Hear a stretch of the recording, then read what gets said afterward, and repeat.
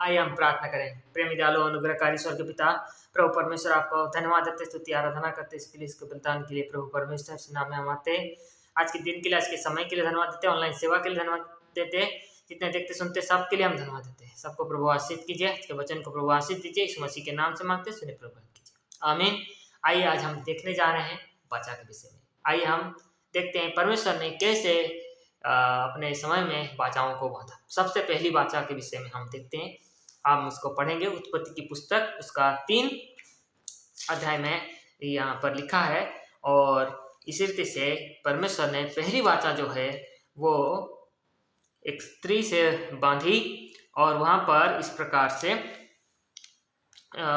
लिखा है, फिर स्त्री से उसने कहा, मैं तेरी पीड़ा और तेरे गर्भवती होने के दुख को बहुत बढ़ाऊंगा।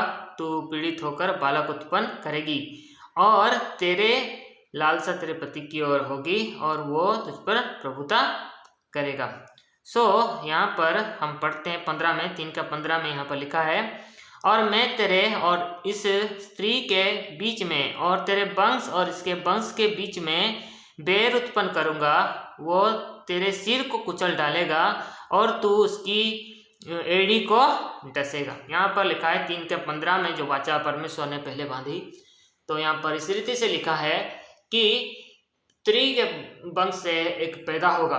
कोई भी स्त्री के वंश से पैदा नहीं होता, पुरुष से ही सब पैदा होते हैं, लेकिन स्त्री से पैदा नहीं होता।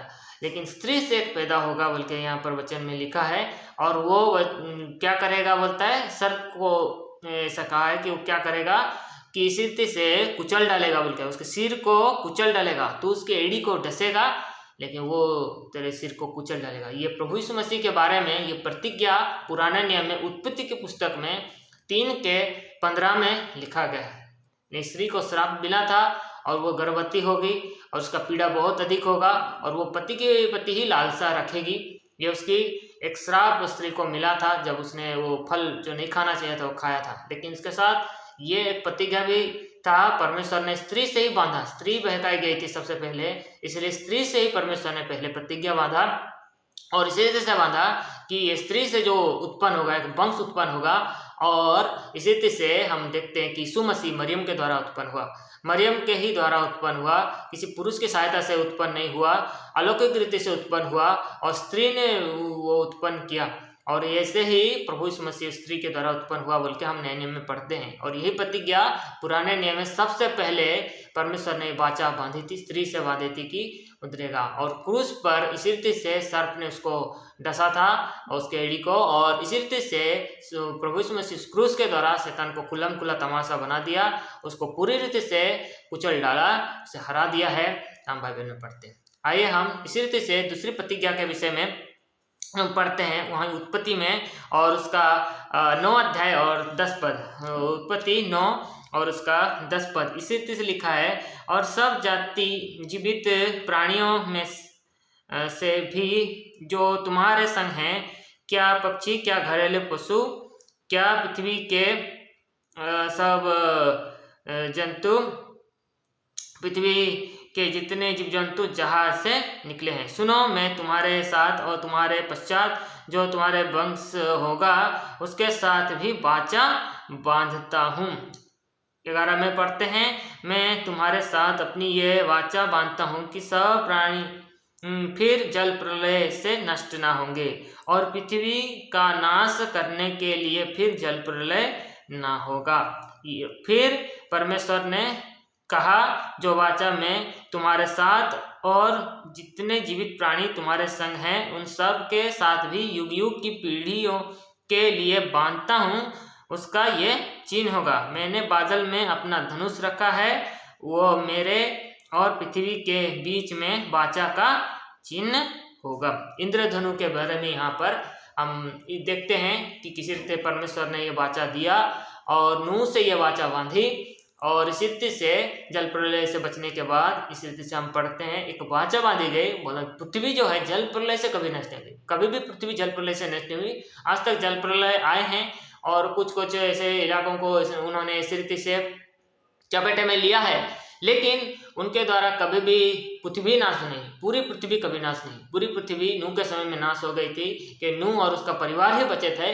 इसीलिए परमेश्वर ने यहाँ पर एक वाचा को नूह से बांधा है और उसके परिवार से बांधा कि ऐसे और जलप्रलय के द्वारा पृथ्वी नाश नहीं होगी। इसीलिए हम यहाँ पर देखते हैं दूसरी वाचा, इसीलिए परमेश्वर पृथ्वी को जल प्रलय के द्वारा नाश नहीं करेगा, ये लिखा है। नए नियम में भी जल प्रलय के द्वारा नाश नहीं करेगा बल्कि आग के द्वारा नाश करेगा बल्कि लिखा है। इसीलिए ये दूसरी वाचा है जो नूह के द्वारा बांधी गई, परमेश्वर ने नूह से बांधा। इसी प्रकार हम पढ़ते हैं तीसरी वाचा अब्राहम से बांधी और उसे हम पढ़ते हैं उत्पत्ति की पुस्तक और उसका 17 अध्याय और उसका 19 पद में हम इसी तरह से पढ़ते हैं। तब परमेश्वर ने कहा, निश्चय तेरी पत्नी सारा के तुझसे एक पुत्र उत्पन्न होगा और तू उसका नाम इसहाक रखना और मैं उसके साथ ऐसी वाचा बांधूंगा जो उसके पश्चात उसके वंश के लिए युग युग की वाचा होगी।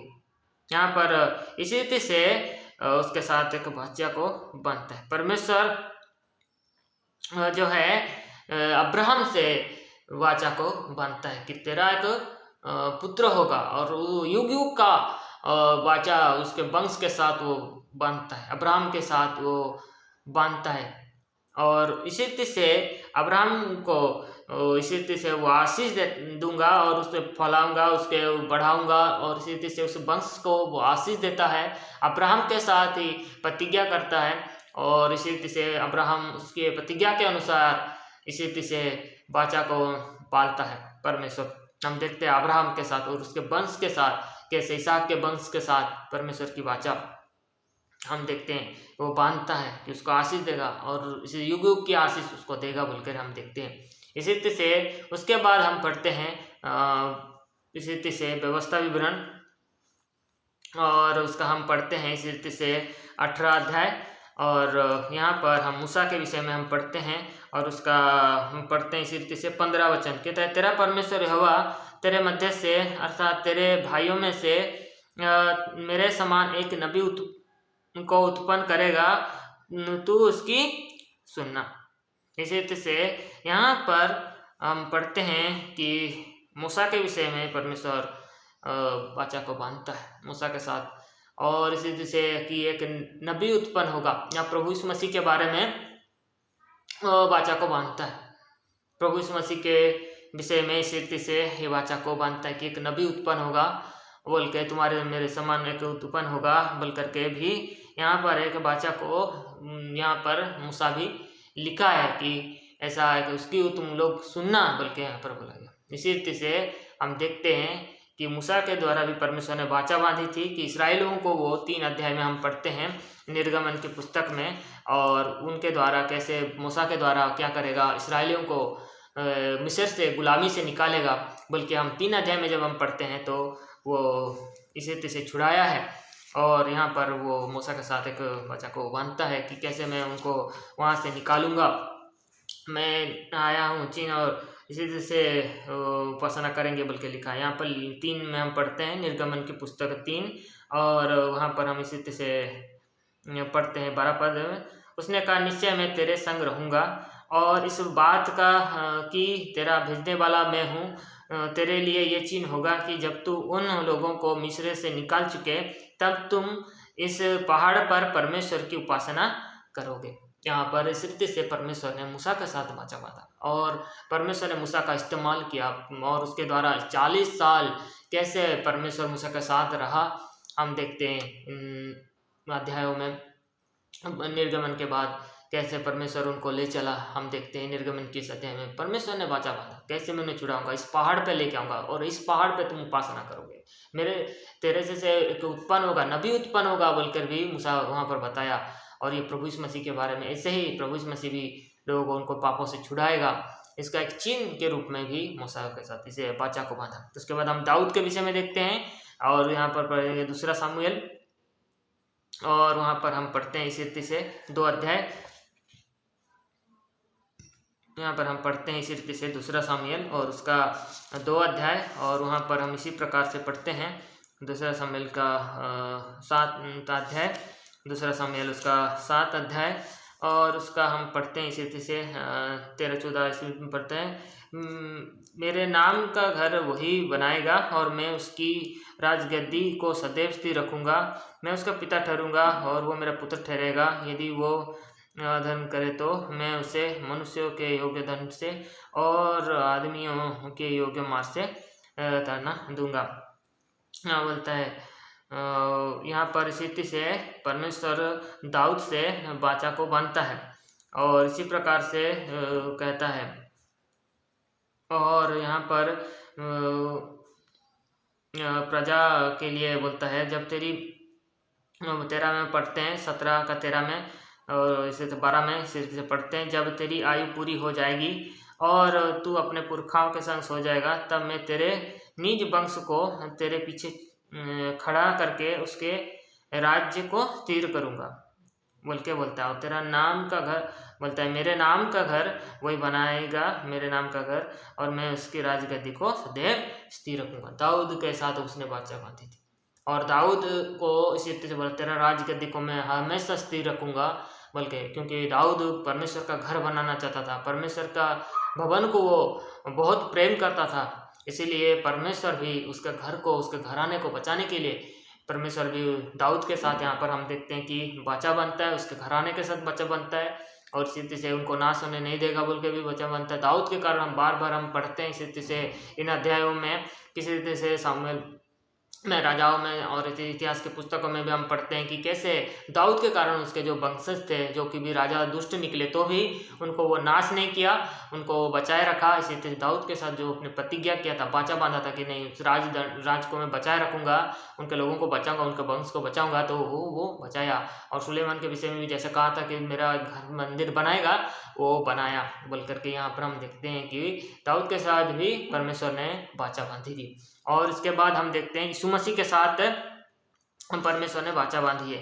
यीशु मसीह ने के साथ जो वाचा बांधी है तो यहाँ पर हम देखते हैं कि यीशु मसीह के साथ जो वाचा बांधी है, हम पढ़ते हैं इब्रानियों की पुस्तक में, इसको हम अच्छे से पढ़ते हैं। इब्रानियों की पुस्तक है और उसमें हम पढ़ते हैं इस रीति से 1 अध्याय में इस प्रकार से यीशु मसीह के बारे में यहाँ पर लिखा है। यीशु मसीह के साथ बोलता है 5 से पढ़ते हैं, इब्रानी 1 और उसका 5 से, क्योंकि स्वर्गदूतों में से उसने कब किससे कहा, तू मेरा पुत्र है, आज तू मुझसे उत्पन्न हुआ, और फिर ये मैं उसका पिता होऊंगा और वो मेरा पुत्र होगा। 6 में लिखा है, और जब पहलोठा को जगत में फिर लाता है तो कहता है परमेश्वर के सब स्वर्गदूत उसे दंडवत करें।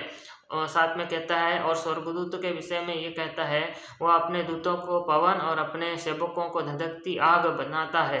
परंतु पुत्र के विषय में 8 में लिखा है, परंतु पुत्र के विषय में कहता है, हे परमेश्वर तेरा सिंहासन युग युग रहेगा, तेरे राज का राजदंड न्याय का राजदंड है। 9 में कहता है, तूने धर्म से प्रेम और अधर्म से बेर रखा, इस कारण परमेश्वर तेरे परमेश्वर ने तेरे साथियों से बढ़कर हर्ष रूपी तेल से तेरा अभिषेक किया। और ये कि हे प्रभु, यदि मैं तू ही आदि में तू ही पृथ्वी की नींव डाली और स्वर्ग तेरे हाथों की कारीगरी है, वे तो नष्ट हो जाएंगे, परंतु तू बना रहेगा, और वे सब वस्त्र के समान पुराने हो जाएंगे, और तू उन्हें चद्दर के समान लपटेगा और वे वस्त्र के समान बदल जाएंगे, पर तू वही है और तेरे वर्षों का अंत ना होगा। और स्वर्गदूतों में से उसने किसी से कब कहा, तू मेरे दाहिने बैठ, जब तक कि मैं तेरे बैरियों को तेरे पाँव की चौकी, पाँव के नीचे की पीढ़ी करना दूँ। यहाँ पर हम पढ़ते हैं इब्रान की पुस्तक 1 का 5 से लेकर के 13 पद में, ये प्रभु यीशु मसीह के साथ प्रतिज्ञा है। प्रभु यीशु मसीह के साथ एक वाचा है, परमेश्वर ने बांधा है, अपने पुत्र के साथ बांधा है। और इसी रीति से वो परमेश्वर के स्वरूप को, प्रभु यीशु मसीह ही परमेश्वर का स्वरूप है, परमेश्वर का प्रतिरूप है, परमेश्वर का अपने प्रगटीकरण है मनुष्य के रूप में, और वो मनुष्य बन के इसी रीति से प्रकट किया। परमेश्वर के पुत्र के रूप में अपने परमेश्वरत्व को तो त्याग कर वो इस धरती में आया, हमारे लिए मारा गाड़ा गया, सिद्ध जी उठा, इसलिए परमेश्वर के साथ प्रतिज्ञा है। भजन संगीता में इन सारी प्रतिज्ञाओं को लिखा है, वाचाओं को लिखा है, जो प्रभु यीशु मसीह के साथ उसने बांधा है, प्रभु यीशु मसीह के साथ बांधा है ये प्रतिज्ञा, क्योंकि वो परमेश्वर के प्रति वो इतना आज्ञाकारी और दीनता रहा, नम्रत रहा और उसकी सारी आज्ञाओं को, सारी इच्छाओं को पूरी किया है और ऐसे ही वो करता गया है। इसीलिए यीशु मसीह के बारे में यहाँ लिखा है। और अंतिम हम देखेंगे उसके विश्वास करने वालों के बारे में, और सच्चे विश्वासी और सच्चे मसीह जिसको हम कह सकते हैं, या फिर सच्चे कलीसिया के बारे में यहाँ पर वो प्रतिज्ञा दिया है। सच्चे कलीसिया या विश्वासी कह सकते हैं, सच्चे विश्वासी या सच्चे क्रिश्चियंस के बारे में यहाँ पर प्रतिज्ञा है। इब्रानियों की 10 का हम पढ़ते हैं 16 से। प्रभु कहता है कि जो वाचा मैं उन दिनों में के बाद उनमें बांधूंगा वो ये है कि मैं अपने नियमों को उनके हृदय पर लिखूंगा और मैं उनके विवेक में डालूंगा। फिर वो ये कहता है, मैं उनके पापों को और उनके अधर्मों के कामों को फिर कभी स्मरण न करूँगा, और जब इनकी क्षमा हो गई है तो फिर पापों का बलिदान नहीं रहा। ये सच्ची प्रतिज्ञा सच्चे विश्वासियों के लिए भी परमेश्वर ने प्रतिज्ञा बच्चा को बांधा है। हम इस रीति से इन 7 बातों को हम देखते हैं कि किस रीति से हवा के साथ परमेश्वर ने वाचा बांधी या प्रतिज्ञा किया, फिर इसी रीति से नूह के साथ उसने वाचा बांधी प्रतिज्ञा किया, फिर उसने अब्राहम के विषय में भी देखते हैं उसके वंश के साथ भी प्रतिज्ञा किया वाचा बांधा। फिर हम देखते हैं मूसा के साथ कैसे प्रतिज्ञा बांधी वाचा दिया, और इसी तरह से दाऊद के बारे में देखते हैं कि उसके वंश के साथ दाऊद के साथ भी उसने वाचा बांधी प्रतिज्ञा किया, और इसी रीति से यीशु मसीह के साथ भी वाचा है, उसके साथ भी एक प्रतिज्ञा है। और इसी रीति से जो सच्चे विश्वासी हैं, सच्चे क्रिश्चियन हैं, सच्ची कलीसिया हैं, उनके विषय में भी यहाँ पर लिखा है, उनके लिए भी प्रतिज्ञा दिया गया है और उनके लिए भी वाचा परमेश्वर ने बांधा है। इन सारी बातों के लिए आइए हम परमेश्वर को धन्यवाद दें। आइए हम प्रार्थना करें। प्रेमी दयालु अनुग्रहकारी स्वर्ग पिता प्रभु परमेश्वर, तू ईमान जीवित सच्चे न बदलने वाला ईश्वर, प्रतिज्ञा देकर प्रतिज्ञा को पूरी करने वाला ईश्वर, प्रतिज्ञा को इसी से देने वाला ईश्वर, वाचा को बांधने वाला ईश्वर, हम धन्यवाद देते प्रभु परमेश्वर। आज के वचन को धन्यवाद देते, आशीष दे, शुद्ध करे, पवित्र करे प्रभु परमेश्वर। वचन के द्वारा प्रभु सबको प्रभु आशीष दे, इसी से हम प्रार्थना करते। सारी धन्यवाद स्तुति आराधना आपको देते, इतने देखते सुनते सब के लिए हम धन्यवाद देते। यीशु मसीह के नाम से मांगते, सुने प्रभु कीजिए, आमीन।